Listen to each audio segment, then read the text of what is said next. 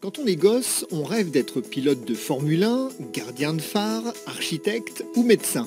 Jacques-Pierre Jean n'avait pas précisément la tête dans les nuages et ne rêvait pas de voler. Pourtant, son métier est extraordinaire à plus d'un titre. Bienvenue à bord des avions fabuleux de Jacques-Pierre Jean. Je me suis intéressé à cette industrie aéronautique. J'étais un petit peu jeune étudiant, je me cherchais, je ne savais pas trop dans quel milieu je pouvais exercer, évoluer. Donc j'étais plus dans un contexte marketing de dire qu'est-ce que je pourrais faire. J'avais plus de passé vis-à-vis des yachts que des avions. Parce que j'étais sur Cannes, et que sur Cannes il y a des ports, et que sur ce port il y avait des yachts. J'étais à bord de ce 747 à l'intérieur de cet avion.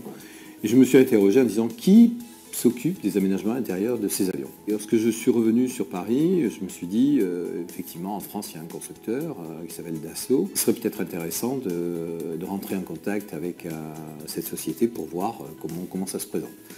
Il se trouve qu'à cette époque-là, Dassault faisait que des avions militaires et très peu d'avions privés. Cette période était à peu près en 1981. La personne qui dirigeait cette unité chez Dassault était un passionné d'architecture.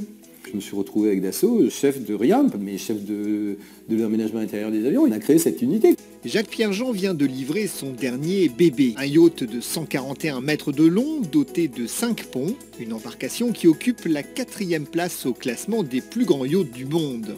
Mais ce qu'il préfère, ce sont les avions. Quand vous faites une surveillance de chantier, vous avez à peu près 5 ponts. Donc vous imaginez déjà 5 fois 140 mètres, mais il faut revenir. Donc ça fait 10 fois 141 mètres. Donc vous avez déjà fait 1,4 km si vous voulez. Donc 1,4 km uniquement une fois. Mais quand vous surveillez un chantier, vous le faites plusieurs fois par jour. Quand on fait un avion, c'est des projets qui partent de 18 mois à 4 ans. Et 18 mois, c'est un petit Airbus, disons, et puis un gros Boeing ou Airbus, c'est 4 ans. Un bateau, vous pouvez le faire. Si c'est un petit bateau, vous allez mettre 1 an. Si c'est un gros bateau, vous allez mettre 3 ans. Mais bon, je veux dire, c'est quand même beaucoup plus rapide. Il y a moins de contraintes. L'idée que certains happy few puissent s'offrir la liberté de décoller quand bon leur semble est passée dans les mœurs. Avec Dassault, le marché des avions privés s'est développé. Les avionneurs civils ont suivi. Pendant ces 12 années, je me suis retrouvé consultant de chez Dassault pour aménager ces Falcons. On en faisait à peu près 4, 5, 6 par an, mais ça prenait de plus en plus d'ampleur. Dans le monde, on devait être à peu près 5 cabinets à pouvoir travailler dans ce genre de design intérieur d'avions. Airbus m'a demandé à un moment donné de faire quelques projets sur des Airbus en aménagement privé. Donc on a fait quelques projets. Ces projets-là ont commencé à intéresser les vendeurs de chez Airbus. Ça m'a valu de faire des avions privés de grande taille très vite, qui étaient effectivement, donc je dirais, incomparables à ce que je savais faire dans ce milieu des jets d'affaires. En 2014, le monde comptait 2325 super riches. Un chiffre en constante augmentation qui a pour conséquence une véritable inflation dans la démesure. Et l'aménagement ne se limite plus à choisir le cuir ou la couleur des sièges. Boeing 747, Airbus A340, il n'y a plus de limite à la taille des avions que les milliardaires ou les États sont prêts à s'offrir. Seul l'A380, le plus gros avion civil du monde, trop grand pour de nombreux aéroports, reste à l'état de projet. Vous avez donc 2 types de gros avions. Un qui s'appelle le 747-800, qui est le dernier né de chez Boeing, qu'on est en train de livrer actuellement en avion privé. Donc c'est 2 étages, pas aussi grand que le 380, mais quand même. Certains aéroports sont équipés pour recevoir le 747. Par contre, le 380 est un nouvel avion, et c'est vraiment 2 avions, un avion l'un sur l'autre. Donc là, je dirais, c'est pour la circonstance, effectivement, c'est un appartement sur 2 étages. Le 380, lui, étant nouveau sur le marché, quand vous arrivez à l'aéroport, il faut que vous puissiez descendre de votre avion. Donc il faut tout un service à bord.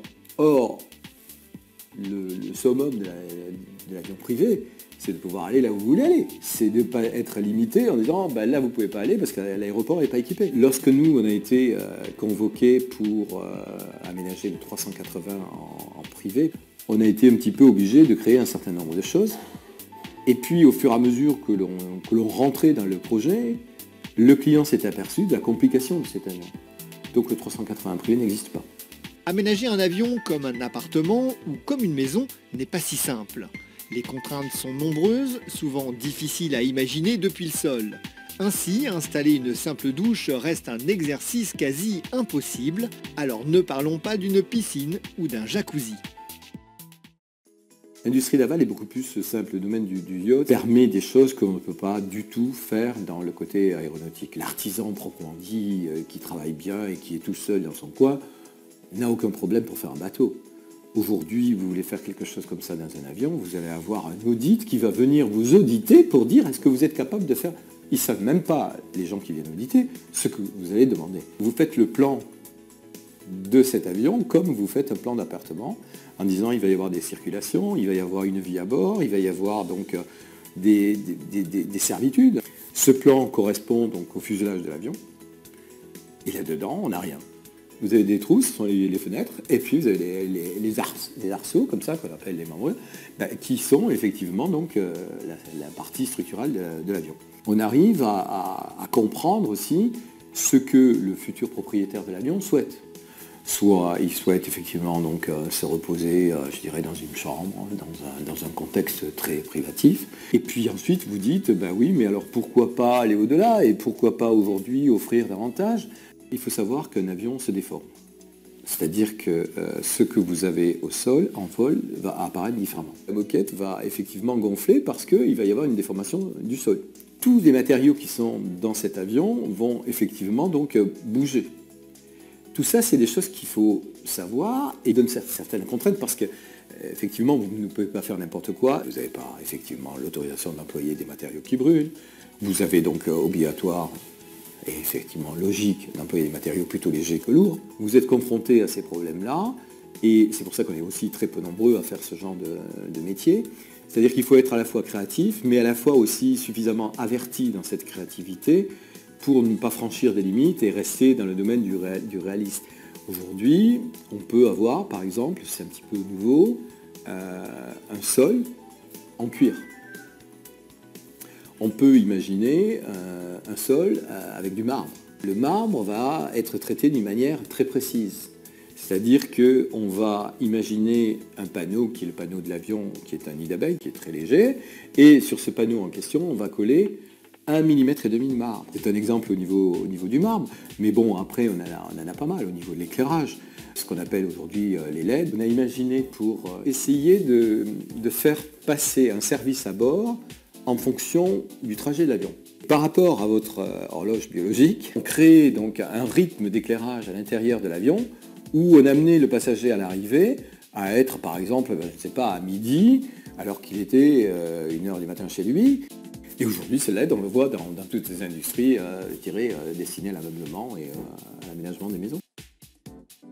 Dans un avion, la notion de luxe prend une dimension différente. L'originalité du plan ou la richesse ostentatoire des matériaux n'est pas vraiment le sujet pour Jacques-Pierre Jean, à qui le succès n'a pas tourné la tête. Les avions bling-bling, très peu pour lui. Mais quand poser du marbre ou installer une salle de sport deviennent un challenge, l'exercice prend de l'intérêt pour l'architecte.